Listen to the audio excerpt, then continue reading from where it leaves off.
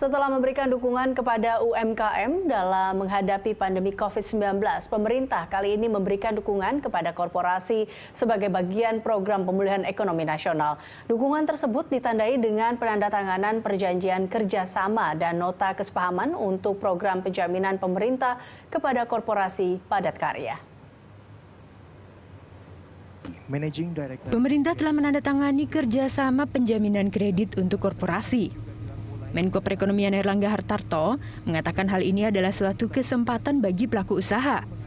Airlangga berharap fasilitas penjaminan kredit mampu mendorong sektor swasta untuk menjadi pengungkit pertumbuhan ekonomi nasional yang melengkapi dorongan dari belanja pemerintah. Dampaknya, momentum pemulihan ekonomi nasional pada 2021 bisa tercapai dan bahkan diakselerasi. Program ini menjadi sangat penting agar menjadi daya tahan agar korporasi bisa melakukan rescheduling, bahkan juga bisa meningkatkan kredit modal kerja. Dan oleh karena itu, penjaminan melalui LPEI dan PT Penjaminan Infrastruktur Indonesia yang telah dimasukkan dalam revisi PP 23, skema ini akan diberikan kredit dengan plafon 10 miliar sampai 1 triliun, dan ini bisa mendorong terciptanya 100 triliun kredit modal kerja sampai tahun 2021. Sementara itu, Menteri Keuangan Sri Mulyani mengatakan pemerintah akan menjamin 60% dari kredit korporasi. Porsi lebih besar, yaitu 80%, diberikan kepada sektor prioritas. Untuk meyakinkan bahwa amunisi perbankan cukup, likuiditasnya ada. Namun kalau likuiditas ada tapi macet, proses intermediary nggak jalan. Itu karena tadi risk appetite-nya semuanya menjadi sangat hati-hati. Oleh karena itu, pemerintah memberikan katalis dengan memberikan penjaminan. Penjaminan yang kita berikan kemarin untuk kredit di bawah 10 miliar, itu untuk UMKM. Hari ini kita fokusnya kredit korporasi antara 10 miliar hingga 1 triliun dan terutama untuk industri padat karya. Karena Pak Menko menekankan bahwa kita harus memulihkan pemulihan penciptaan kesempatan kerja. Untuk besaran kredit modal kerja yang dijamin pemerintah adalah di atas 10 miliar hingga 1 triliun rupiah. Skema penjaminan direncanakan berlangsung sampai akhir 2021 dan diharapkan dapat menjamin total kredit modal kerja yang disalurkan perbankan sampai 100 triliun rupiah.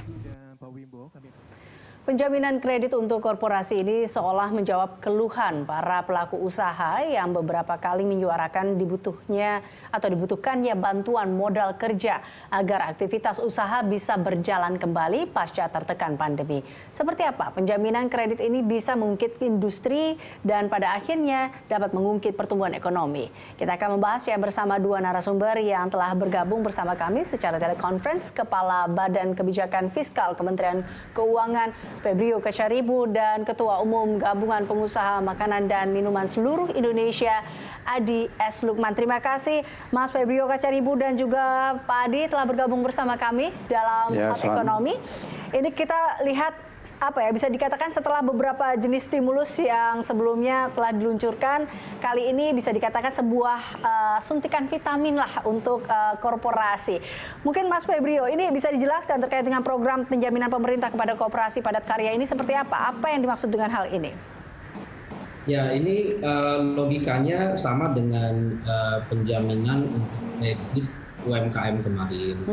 Jadi memang kita melihat di perbankan tidak kurang likuiditas, tapi yang jadi masalah adalah memang perlambatan ekonomi itu menyebabkan perbankan menjadi sangat khawatir untuk menyalurkan kreditnya. Padahal kita melihat bahwa perlambatan ekonomi ini sudah melanda sangat banyak sektor, khususnya adalah sektor-sektor yang terkait dengan mobilitas dan juga terkait dengan sayangnya banyak kita karya, sehingga kita khawatir sekali ini nanti mendorong tingkat pengangguran tinggi, bahkan juga tingkat kemiskinan bisa juga meningkat. Nah inilah yang menjadi dasar pemikiran memang, dan kita memang sudah berkonsultasi, ngobrol dengan teman-teman di industri ya, seperti apa skema yang cocok. Untuk UMKM kemarin memang kalau boleh saya review sebentar, itu sudah berjalan dengan sangat baik. Dan itu memang dipasangkan dengan program penempatan dana murah pemerintah di perbankan juga, waktu itu 30 triliun. Nah, yang 30 triliun itu tadinya janjinya mau dikalikan 3 oleh perbankan dalam 3 bulan. Sejauh ini itu sudah di operate mereka sampai dari 40 triliunan. Nah itu padahal programnya baru jalan 1 bulan. Jadi ini sudah menunjukkan tanda yang sangat baik. Lalu dari penjaminan itu sudah ada UMKM yang masuk ke dalam pipeline, itu rencana akan dijaminkan oleh perbankan itu sekitar 42 triliun. Jadi ini memang sudah menunjukkan perbaikan dan disambut baik oleh sektor usaha, khususnya UMKM yang di bawah 10 miliar. Nah, logika yang sama kita pakai untuk korporasi. Korporasi ini segmennya adalah 10 miliar ke atas. Nah, untuk yang korporasi ini, ada sektor-sektor yang memang sebenarnya sudah mulai bergerak untuk mulai bulan Juni, apalagi Juli, dan harapannya nanti terus bisa mulai bergerak karena mulai ada pelonggaran PSBB. Ada beberapa sektor yang sudah mulai bergerak, contohnya sektor telco, sektor bahan makanan, lalu transportasi barang, itu sudah merespon pelonggaran PSBB dengan cukup cepat. Jadi mereka pertumbuhannya sangat baik dan mereka lah yang sudah mulai meminta tambahan kredit modal kerja ke perbankan. Oke. Dan perbankan ini sudah cukup merespon. Nah, tetapi di sisi lain ada juga sektor-sektor yang memang terdampak sangat dalam oleh COVID-19 ini. Apa artinya terdampak sangat dalam? Contohnya mungkin kita bisa bilang sales-nya turun lebih tajam daripada minus 30% misalnya. Nah, lalu tidak sedikit dari usaha-usaha ini, korporasi ini adalah padat karya, mempekerjakan lebih dari 300 orang untuk satu pabrik, satu perusahaan. Nah, lalu juga kita tahu sektor-sektor ini menghasilkan ekspor juga, seperti tekstil, makanan minuman, lalu juga alas kaki dan seterusnya. Nah ini yang ingin kita target. Lalu penjaminan inilah yang kita harapkan juga nanti bisa perkembangannya seperti penjaminan kredit modal UMKM, di mana perbankan karena sebagian besar risikonya sekarang di cover oleh pemerintah, mereka lebih leluasa menambah kredit modal kerjanya untuk disalurkan ke sektor-sektor yang memang sangat membutuhkan ini. Nah inilah kita harapkan dari hari penandatanganan perjanjian kerjasama kemarin itu memang sudah cukup menggembirakan.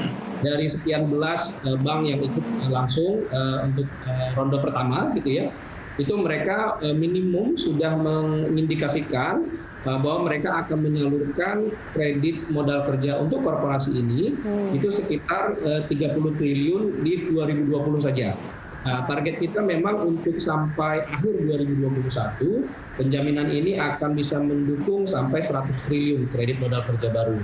Nah, jadi first round saja itu kemarin sudah mereka indikasikan 30 triliun. Belum lagi nanti ini memang akan ada beberapa bank yang akan ikut lagi masuk untuk menandatangani perjanjian kerjasama dengan lembaga penjamin ini. Untuk second round-nya ini harapannya bisa berapa bank lagi dan bisa menambah komitmen untuk menambah kredit modal kerja untuk korporasi yang di atas 10 miliar ini. Jadi tujuannya adalah ke arah sana, ke arah padat karya, supaya kita bisa menghambat, mengurangi dampak perlambatan perekonomian ini terhadap pengangguran. Ya kita tahu juga bahwa ini salah satunya adalah usaha atau tujuan yang ingin dicapai ya itu tadi ya, ingin paling tidak membangkitkan kembali industri, salah satunya untuk kembali lagi memutarkan kembali perekonomian yang saat ini terhambat efek dari pandemi COVID-19 ini. Tapi bagaimana tanggapan dari Pak Adi sendiri terkait dengan fasilitas dari pemerintah berupa penjaminan kredit untuk korporasi ini, Pak Adi? Oke, baik, terima kasih. Memang ini kami sudah memberikan banyak masukan kepada pemerintah karena pada prinsipnya itu bukan hanya yang kecil saja yang terdampak, tapi yang menengah besar pun juga ikut terdampak. Dalam berbagai kesempatan, dalam berbagai diskusi kami sudah sampaikan ke pemerintah dan akhirnya pemerintah merespon dan kita mengapresiasi sekali. Ini langkah yang menurut saya langkah yang sangat tepat sekali. Karena saya sebagai asosiasi juga banyak mendapatkan keluhan dari anggota. Sebenarnya banyak perusahaan yang prospeknya cukup bagus tiba-tiba terhenti karena dampak COVID ini dan berdampak terhadap cash flow perusahaan. Nah, ini yang membutuhkan tambahan modal kerja yang tentunya ini dijamin oleh pemerintah. Dan ini yang menggembirakan. Di samping itu saya juga mendengar bahwa ini ada skema penjaminan dari Jamkrindo, dari LPEI, dari PPI. Saya kira ini sinkronisasi yang sangat baik sekali dan mudah-mudahan bisa mendorong dalam proses pemulihan ekonomi ini gitu ya. Karena kalau di industri makanan minuman saya lihat ada beberapa perusahaan yang sudah lapor ke saya, mereka ada permintaan lagi dari ekspor misalnya, tapi mereka kekurangan modal kerja. Nah, ini perusahaan-perusahaan yang seperti ini yang kita harapkan bisa cepat dipulihkan sehingga bisa berkontribusi terhadap pertumbuhan ekonomi kita, jangan sampai masuk ke resesi gitu. Dan data ekspor kita juga sampai Mei juga masih cukup bagus. Sampai Mei kita tidak turun, bahkan ada kenaikan sedikit dibanding Mei tahun lalu. Mudah-mudahan Juni dan seterusnya juga membaik. Dan kalau kita lihat dari indeks PMI kita, bulan Mei itu terjelek dan Juni sudah mulai membaik ke arah 38. Waktu di Mei kemarin hanya sekitar 28-29. Mudah-mudahan ini bisa naik terus sehingga kembali ke normal di atas 50. Nah, kalau kondisi ini terus pemerintah mendorong, saya berharap industri makanan minuman khususnya dan perekonomian kita secara keseluruhan bisa lebih cepat membaik dalam proses pemulihan ekonomi ini.